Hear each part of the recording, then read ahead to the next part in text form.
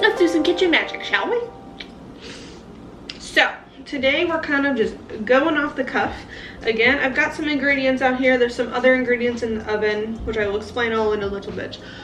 But this is kind of just a very simple little recipe that I kind of do. It's kind of, again, not really with anything. Basically, I'm making a lentil pumpkin butternut squash soup.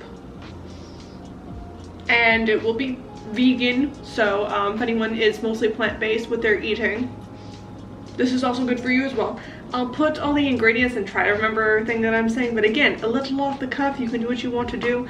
I'm not the best cook by any standards, but during the fall time I do love to have some time in fun times in the kitchen. So anyway, first things first, one must don their apron. I love to always recommend for people that cooking doesn't have to be that difficult. It's a great skill to have just in general, and kitchen magic is a very easy way to do a little bit of like spells and associate them in with your life that are, one, great for closeted witches, because no one needs to know what you're putting magic into the food.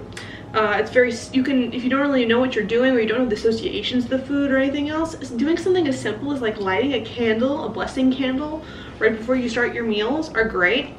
I will be putting all of the magical associations of this food somewhere on screen as they pop up, and so we'll kind of go through all those things. So mostly what I'm doing is I have a butternut squash that is roasting in the oven at the current moment, waiting for that to get all nice and plump.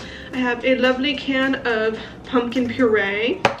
I'm going to use some red lentils, garbanzo beans in with this, and then we're going to do some salt, pepper, soy sauce. I have a shit ton of packets, so this is what we're going to use. Waste not, want not. Cumin, ginger, paprika, and I have a chopped onion all the way in this back thing already. So basically, another things I also think is, I don't know, I had it in my head for a long time I had to do this long, drawn out, home cooked yada yada every single time for a kitchen magic to be effective. No, you can kitchen magic with a microwavable whatever if you wanted to. Like, it doesn't necessarily have to be this big home cooked, beautiful, drawn out cottage witch off in the glen situation, right? Like, it can be simple. So for me, that means an Instapot.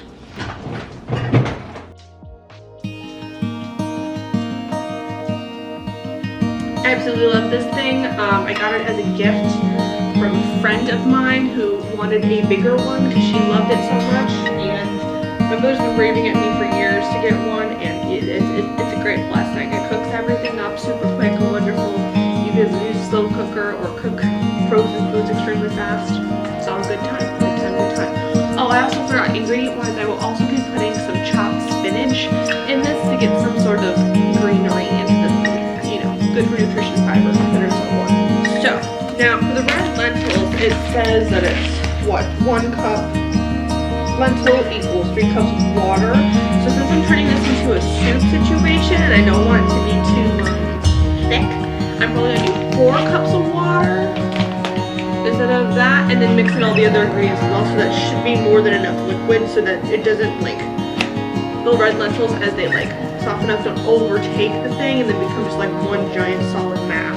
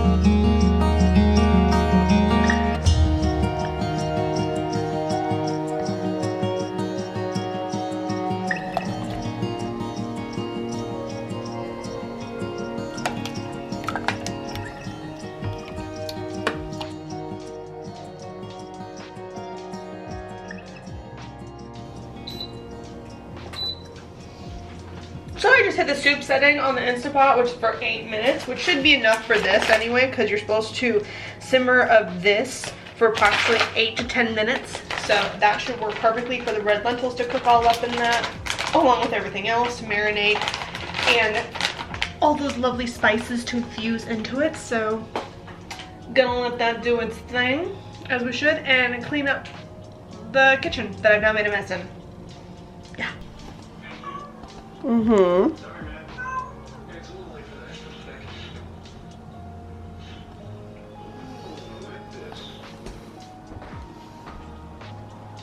Do you got something to say?